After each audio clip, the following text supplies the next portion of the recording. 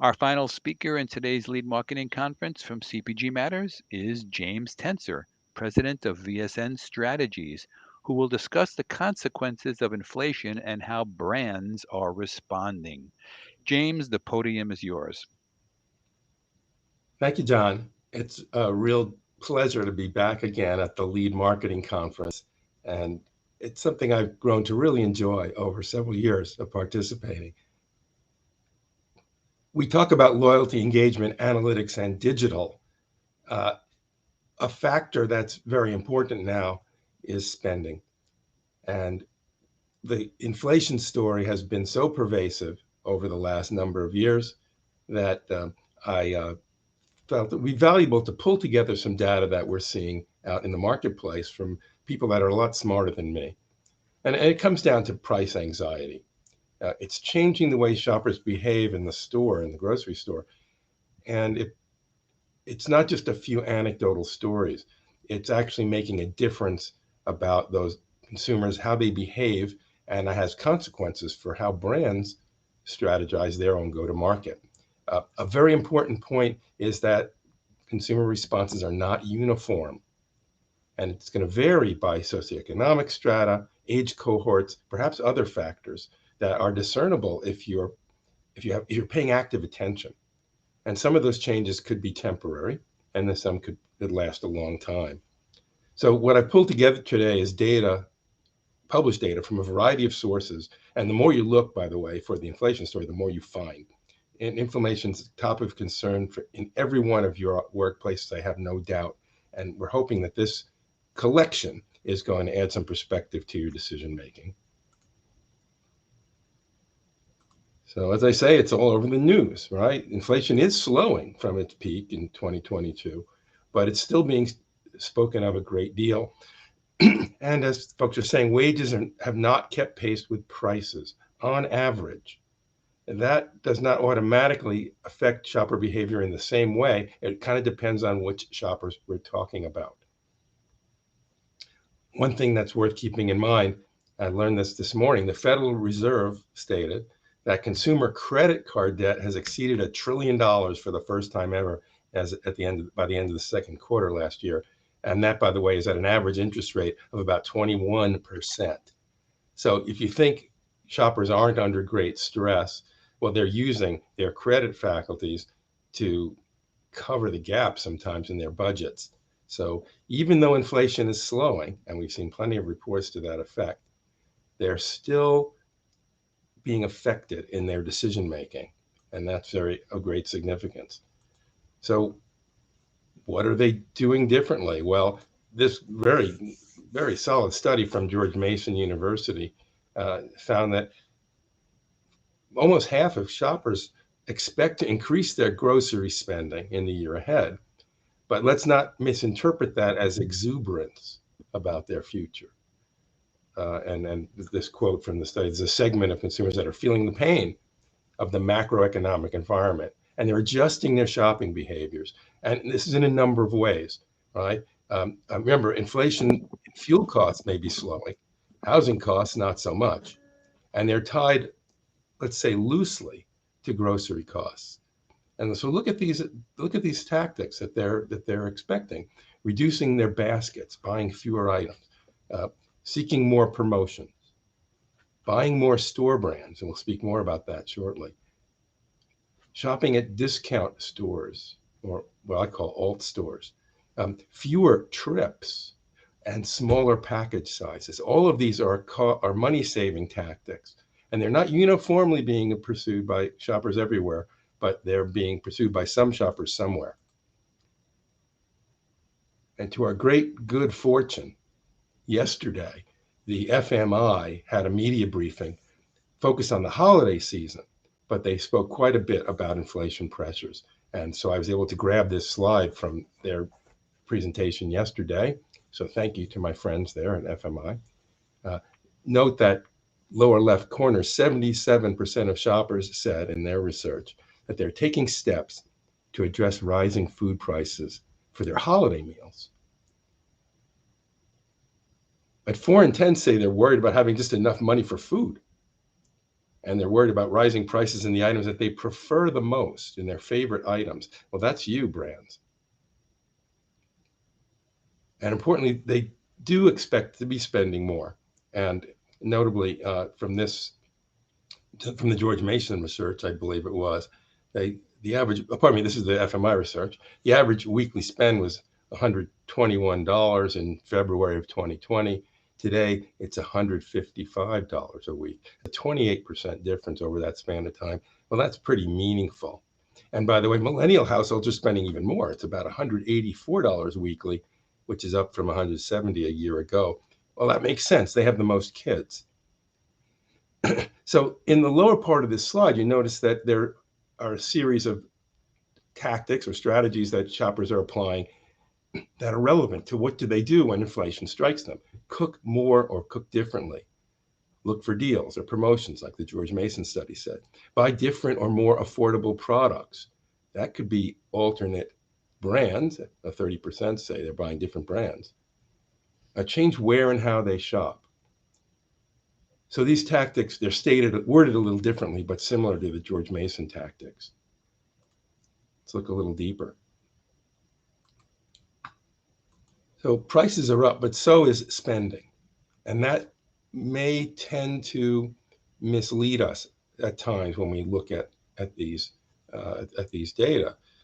Overall spending is elevated because the prices are higher, and consumers are still changing their trips, and basket sizes are smaller in terms of units. This is very significant. And I like this quote, or I don't know if we should like it, but it's a fact of life. CPG consumers have also started their migration to value-focused retail options. And this chart kind of exemplifies that, that the shift to dollar store is the fastest. That's in terms of their dollar sales. Not units so much, but they're buying more significant items there. And yes, I mean, it's tough for you if you're a retailer selling health or vitamins right now. It looks like you're losing ground, according to this data, which, by the way, comes from Circana, their Omni market. So in general, higher prices mean less real purchasing power for consumers, and they're trying to address that in their lives. Now, let's look at a subset. For Generation Z, this is about lifestyle change. And these are some pretty, I think, remarkable numbers. They come from a Bank of America survey on money habits. But 85% of Gen Z, these are the folks under 34, they're saying they have at least one barrier to financial success. And that can be a lot of things. It can be a higher cost. It could be student loan. But as a result, they've changed their habits to confront grocery inflation. 3 out of 4 say this. And 43% are eating at home more often instead of dining out. One of the shifts we've talked about. 33, a third, are saying they're limiting grocery spending to just the essentials. Now, how do we define that? But 96% of the respondents, this is notable, think they're going to maintain these lifestyle changes for the next year. So Gen Z, and this is a group that we're hoping to instill long-term loyalty and purchasing habits, their purchasing habits are being affected now because of inflation pressures. And by the way, women generally feel slightly less confident that they're on track to meet their financial goals, less than half, and only 55% of men in that Gen Z cohort. So Generation Z is feeling it.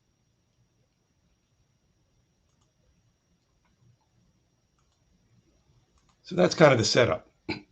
For the balance of this presentation, I'm going to look at 6 shopper shifts that are happening today as they cope with inflation. And they may be worded a little differently in the studies that we just saw and in other studies that you may see. But in general, they represent the ways that shoppers are coping. And so we're going to look at that half dozen. And by the way, some will just shop less if they have no other choice. But buying private label alternatives, that could also mean shifting to alternate brands. And those habits were changed beginning with the product shortages during COVID. Eating more meals at home versus restaurant meals makes sense. That's an economy a way of economizing. Shifting the proteins, the center of the plate items, maybe less beef and seafood, more chicken and pork, or even shifting to non-meat options as a way of making the household budget stretch. And similarly, more economical food ingredients, buying ingredient foods rather than fully prepared meals. Do a little more of the cooking at home. Shopping different retail outlets. Well, this is where the hard discounters and dollar stores seem to be gaining some ground. And there are some reasons for that we'll talk about. And then skipping the delivery and shopping a little more carefully in store or in multiple stores, which is, by the way, something that the FMI research suggested, that consumers are increasingly assembling their pantry solution from more discrete retail outlets and using their apps, by the way, to check prices and find out where the best deals are on the best items. That transparency is a reality today. So let's look at that private label shift. Shopper attitudes have definitely evolved regarding store brands, and trial, as we said, was stimulated during the COVID shortages, and some shoppers were pleasantly surprised by this. So Nielsen IQ, and these data are I'm grateful to them for their friendship. They've done some attitude research about this, and here's what shoppers think. 44% think store brands are usually a good value for the money. They think they're a good alternative to name brands. And a third think some store brand products are actually higher in quality or equal to name brands. That's a pretty positive outlook when it comes to store brands. It's looking like an increasingly viable option for consumers. And this is some of the why behind the behavioral change. By the way, you could ask a similar question about alternate brands. If the shopper that was buying the number one brand in a category, who now maybe considers the number two or number three national brand acceptable in their consideration set. There's been some shift there too. Hard to document, but brand loyalty perhaps has taken a hit when it comes to the price changes that consumers have experienced. So this is not consistent in every category, certainly. And PLMA publishes some pretty good data, and this is, I think, they're helped by Circana, again, for this. But they looked at major categories and look at the trends. And what we tend to see is that in certain categories, unit sales are growing more slowly than the costs, right, for private label, for the dollar spending, that is, excuse me. It's tough if you're in the tobacco category. That's the right-hand side, and sorry it's a little bit hard to read. In general,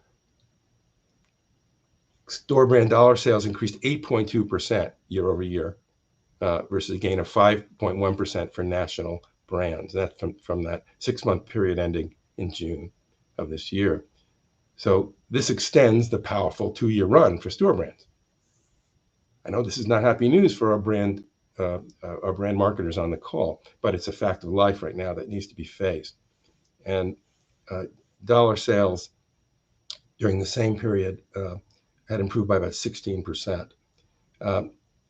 Store brands were nominally even in unit sales. National brands had fallen in units by 3.4%. So for the first, and just to give you some bottom line, for the first 6 months of the year, total store brand dollar sales were 108 billion. Unit sales were 26.4 billion. That compares to 100 billion in dollar sales, 26.5 billion in units. So units flat, right? But dollars up. If you're in a brand category, it's very important to consider for which category, because the trends are not uniform. James, one question just came in. Yes. Private label is for which market? North America or U.S. only? These data on this chart are U.S. retail outlets, according to PLMA. Okay. Thanks. That's important clarification. And again, to my whole point is that nothing's uniform. Looking at North America, we're going to see differences looking at country by country, geography by geography. It depends on how deeply you want to drill down. So I don't have data presently on the total North America market.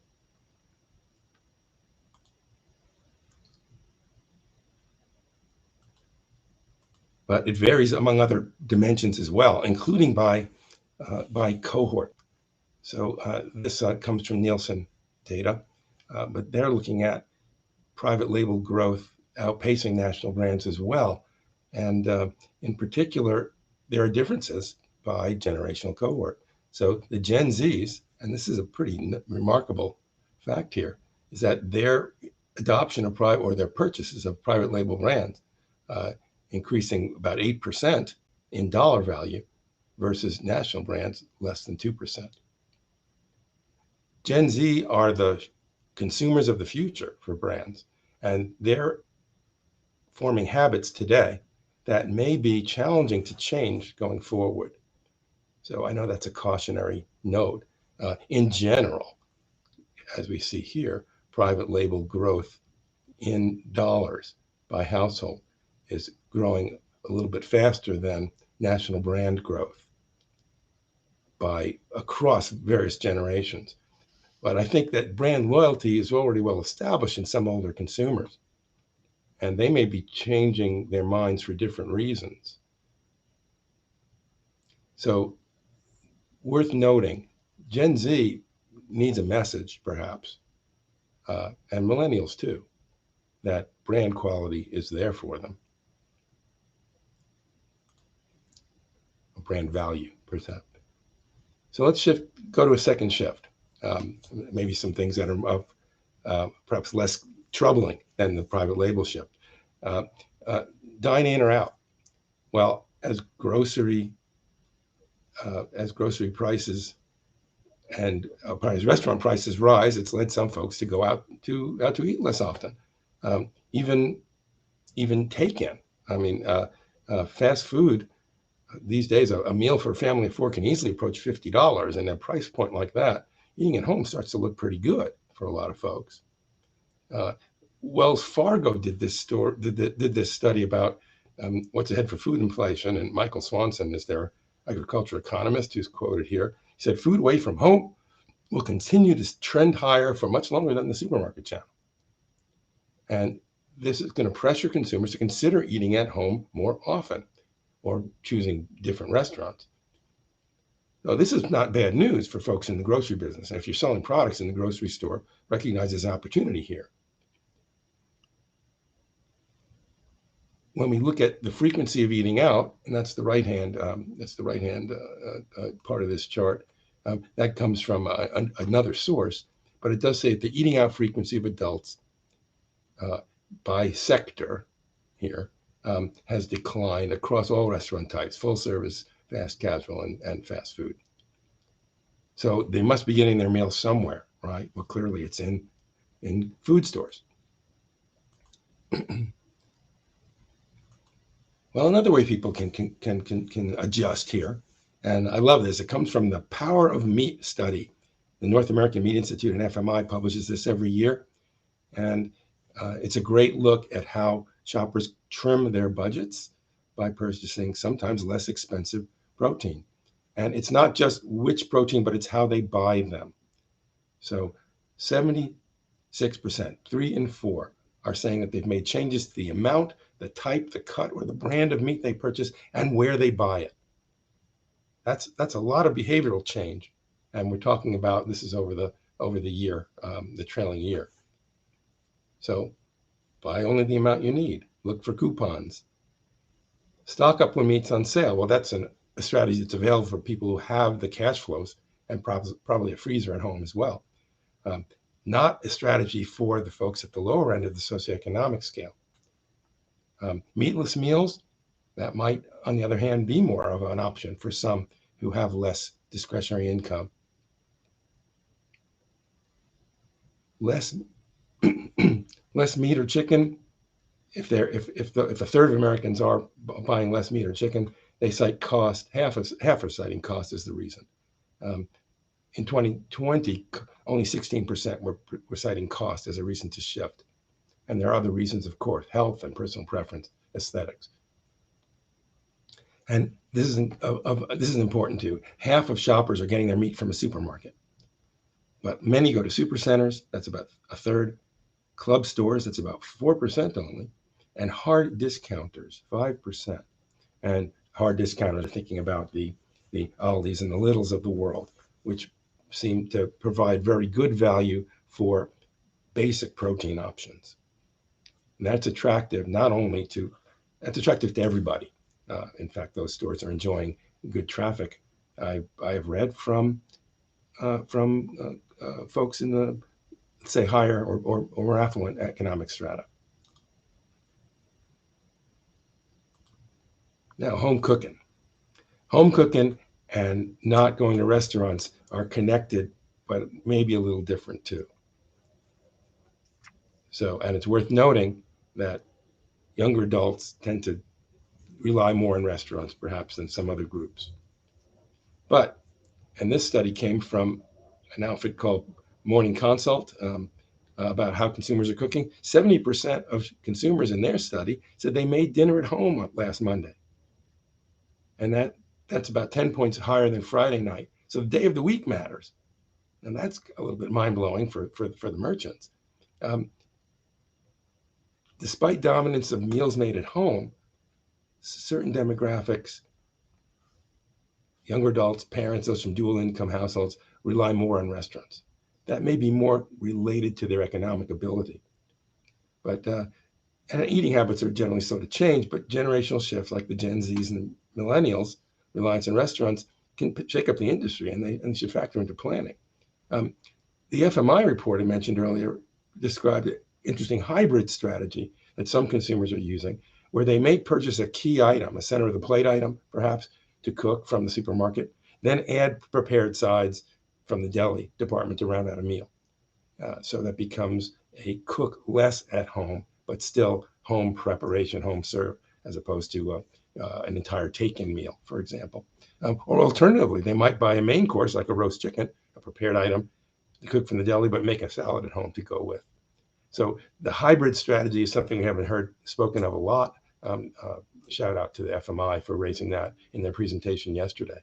In general, cooking at home, and this comes from another organization, Kitchen Infinity, that's the right-hand part of this slide, are saying that in general, it looks like about 4 in 10 are cooking 3 to 5 times per week at home. That still leaves a lot of other occasions when they're not cooking at home. And only about a fourth of people say they cook more than 5 times per week. So home cooking is part of the household solution in terms of habits. The number can shift depending on the price pressure. And again, I think it's going to depend quite a bit on what economic strata one is part of. So a little bit more about cooking. Well, there's always counter information when we look at something like this. And this study comes from Axios about how many meals are cooked at home. And the suggestion here is that inflation is a year ago, inflation was forcing home cooks to get more creative. But the last study, October 30th, suggests this counter trend that maybe cooking at home is declining some, according to their folks, their sample. Now, look, considering the prior slide, I'll just click back to it for a second. Well, can both these facts be true? When we study the consumer, we have to always be prepared for that. And short-term trends and long-term trends are sometimes at odds. Nevertheless, the tendency for folks to make meals at home is a factor that perhaps would merit some drilling down here into which cohorts and socioeconomic groups. Axios didn't provide that analysis. All right, alt stores. This is one of my favorite spins on this. Today we have 2,900 of the so-called hard discount stores in the U.S. The Aldis and the Littles, and they're increasingly accessible to more shoppers. But dollar stores have exploded, and this is not news to any of you here. 38,000 of them now across the country, and they have two big advantages. They're nearby to almost everybody these days, and they have the right price points. And I don't mean dollar price points, but in general, dollar stores thrive by offering product sizes that sometimes are small enough to fit within the wage earner's weekly budget. So they may not be providing better unit price value, but they're providing a reachable price point for certain grocery products. We don't see a lot of protein sales in Dollar Generals or in the dollar stores these days, but we are seeing a lot of items that they could purchase in a grocery store available to them at price points that work with their budgets. Um, uh, this is a strong appeal for wage earners, but the hard discounters are growing more popular with middle class, and the key appeal is to hit those right price points.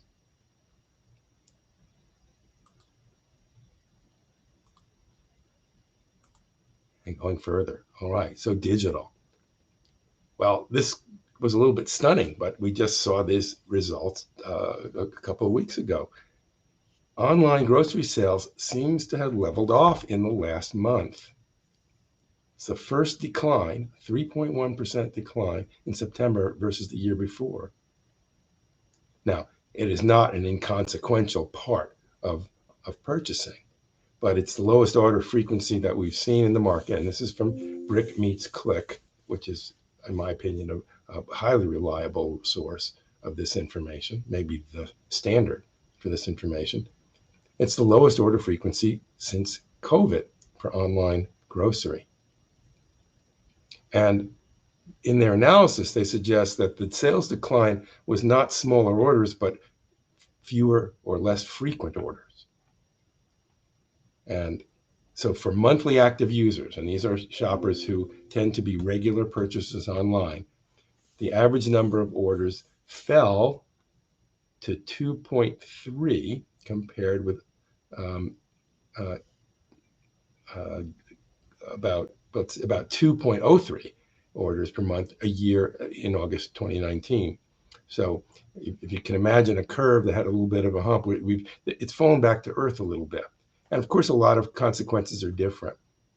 But average order values have been constrained, and the average order value fell almost 5%.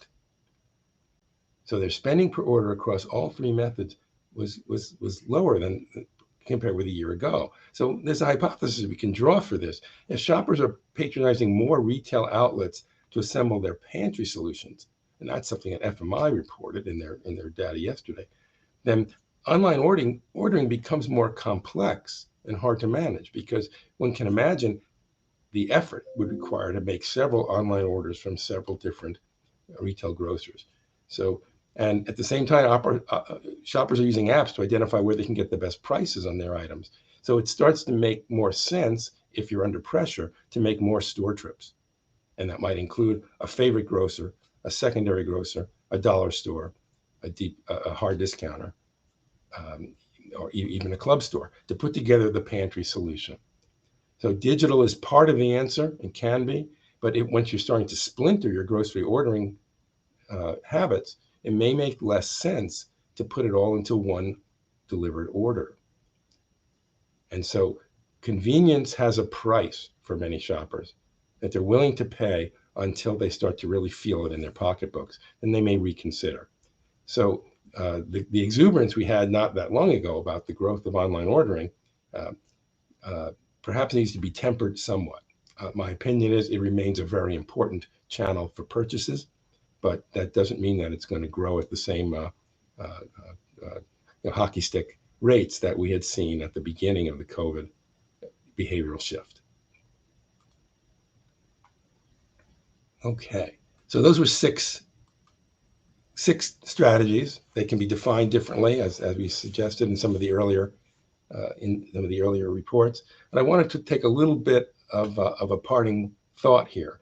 Now that we've examined this, the first thing, this kind of data doesn't make your lives any easier if you are a brand marketer. I always say that nothing about this business is that complicated when it comes to an individual decision, but doing them with great frequency at scale is a tremendous challenge when it comes to the intricacy of our work. And for that reason, it's important to break down generalizations sometimes and look at our segments, look at our retail channels, and consider that there may be different strategies and tactics that are necessary.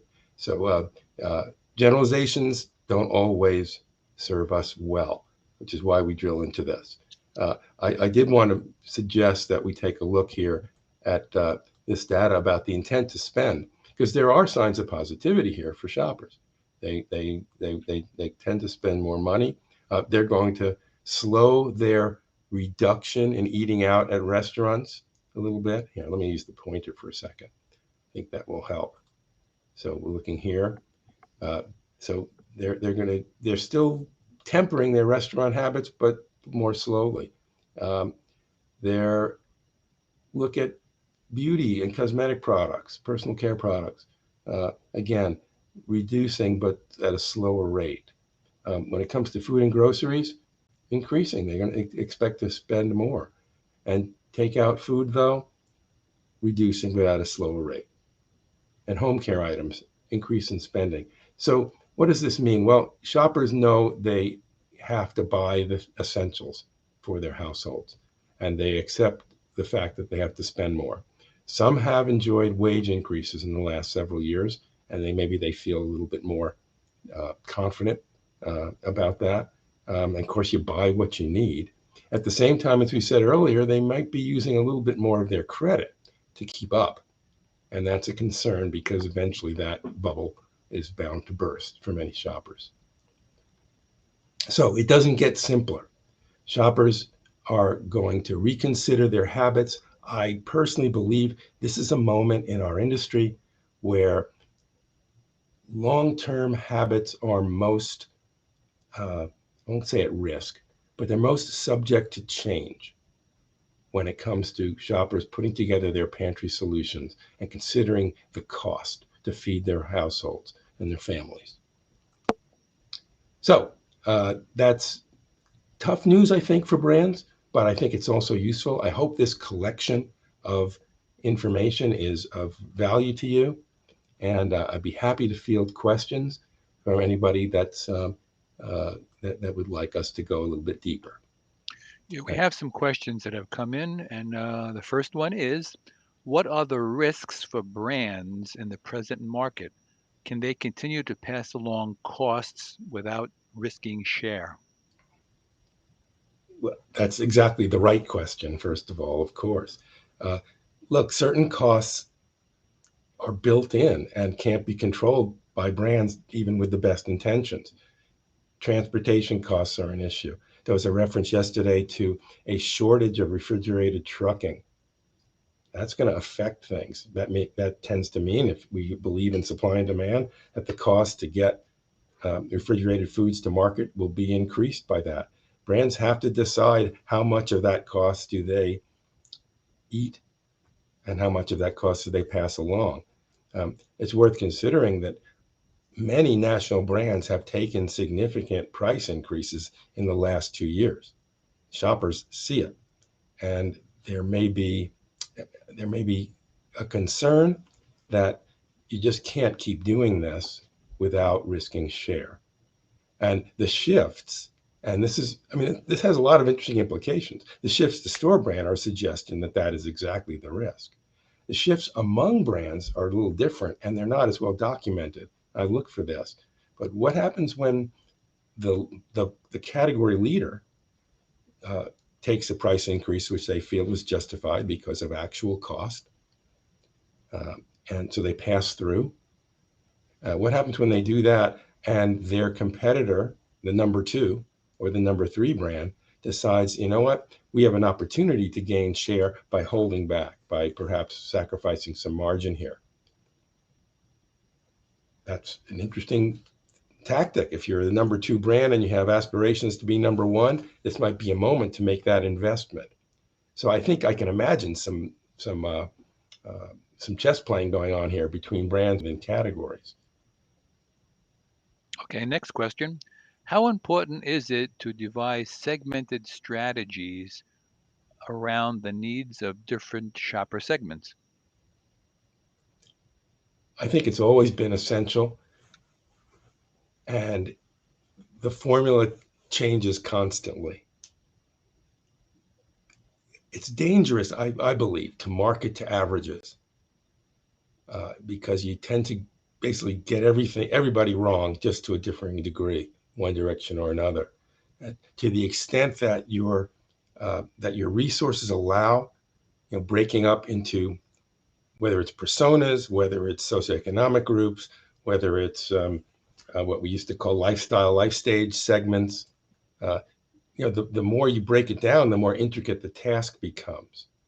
And that's very important for your messaging and especially these days for targeting your promotions.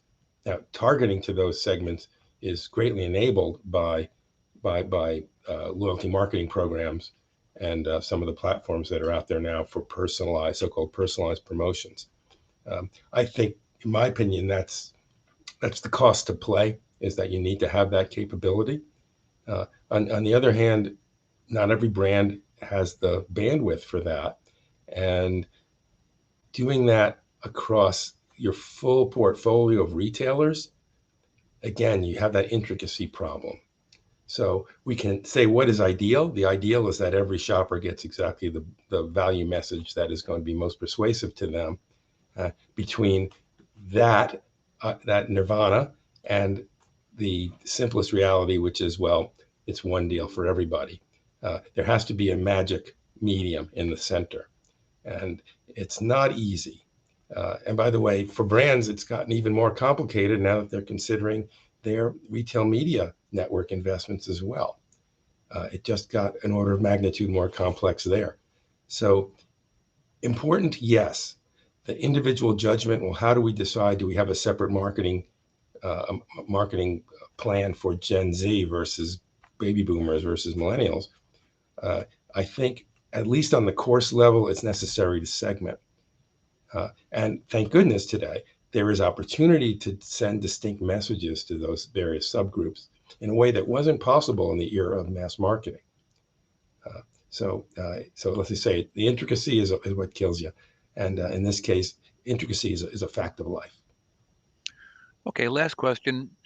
Can personalized promotions help CPGs maintain value perception among their favored consumers?